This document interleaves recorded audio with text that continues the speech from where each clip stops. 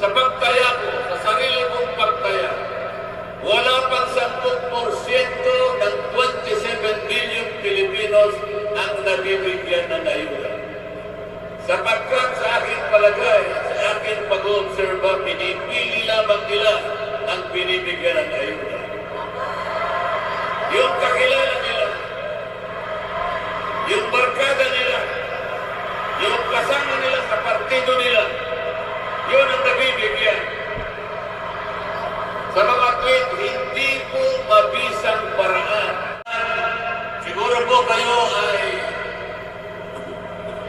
mga witnesses na rin. Kayo pong nakakakita kung anong ginagawa nila. Nagbibigay na naman sila ng ayuda.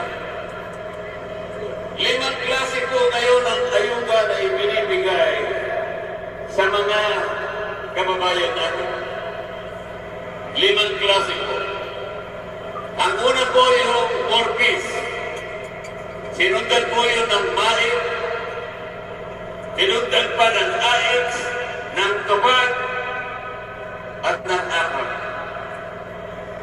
Alam po ba ninyo kapag susumahin natin ang halaga ng 5 klase ng ayuda na ito na pinamimigay sa ating mga mamamayan, ito po ay aabot ng mahigit 194 billion pesos. Malaking halaga. Sa halagang ito, ang dapat pong mabiyayaan, dapat matulungan ay hindi bababa sa 27 billion na Pilipino may hirap. Yun po dapat ang maserbisyuhan. Yung bilang na yun ang dapat maabutan ng ayuda. 27 billion na mahirap na Pilipino. Ilan po kaya sa mga kababayan natin ngayon na nakakatipon ang magsasabing kayo man ay nabigyan ng ayuda? Kayo po ba lahat